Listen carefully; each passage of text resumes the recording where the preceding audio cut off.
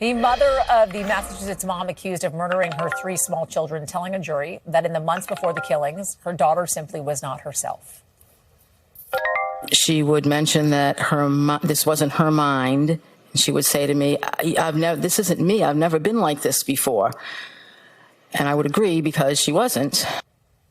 Lindsay Clancy's mom testified that a lot of the things that her daughter would say and do, they were unsettling. She said Lindsay was paranoid, was afraid to be alone, so much so that one night even Lindsay asked to sleep with her.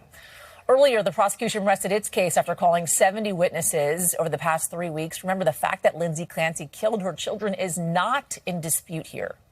Prosecutors say it was intentional and planned, but the defense argues Clancy did not have control of her actions because she was over-medicated. She was reeling from untreated postpartum psychosis. Sue O'Connell is NBC Boston's courtroom insider, and she's joining us now. Sue, thanks for joining us on this. So prosecutors asked Clancy's mom if she ever thought about committing her daughter because of her mental health struggles. She said no. How did the prosecution try to reframe the mother's testimony today during cross? Well, they wanted the mom to say that what was happening to Lindsay wasn't that bad. So they pointed to, you didn't want to commit her, so it couldn't have been that bad. And they took some of the text messages that they exchanged over the months where her mom was saying things like, you're a good mom, you're doing a great job, this is great, you looked better, and asked the mom repeatedly when these happened. And the mom said, I don't really remember. I remember sending them. I affirm I sent them. But then the prosecution kept pushing and ended up opening the door so that the mom could say, listen, those weren't reflective of the reality I was seeing. I was simply trying to encourage my daughter, which then allowed sort of the defense's idea that things were really bad to get solidified. I saw 3 jurors react like, of course that's what she was doing. So remember, those text messages had already been entered and read by other people, and they kind of washed away when the prosecution opened that door, Yasmin. I'm glad you talked about the jury because I want to focus on them for a moment. The court of public opinion has been all over the place. And especially on social media right now, there are conspiracy theories about this case. If you are a juror and you are scrolling through your phone at the end of the day, you could come across one of these videos. Has the jury been advised at all about social media practices here, considering the national attention on this case?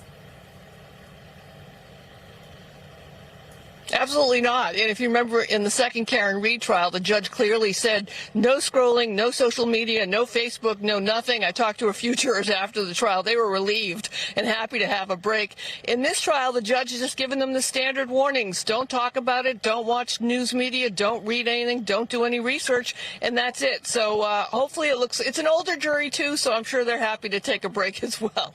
You know, we also heard from an emergency doctor who testified about Clancy's medical records from when she was taken to the hospital after killing her children and trying to die by suicide. Just earlier this month, the defense was trying to get this witness on. Why is that?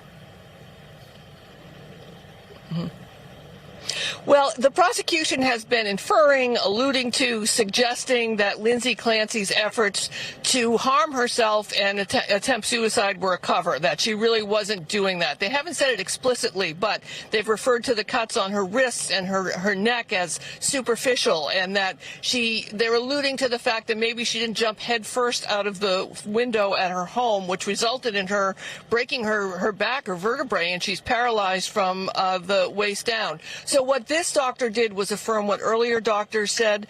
These were very serious, life-threatening injuries. She coded while she was in the emergency room. The prosecution has sort of backed off mentioning that in recent days before they rested, but this leaves the jury with the idea that what this was a failed suicide attempt, not just simply an act to cover the intent of killing her children. Yasmin? Yeah, yet another day of a lot of twists and turns in that courtroom. Sue O'Connell, thank you. By the way, if you or someone you know is struggling or in emotional distress, text 988 or text HOME to the crisis text line at 741-741. We thank you for watching, and remember, stay updated on breaking news and top stories on the NBC News app or watch live on our YouTube channel.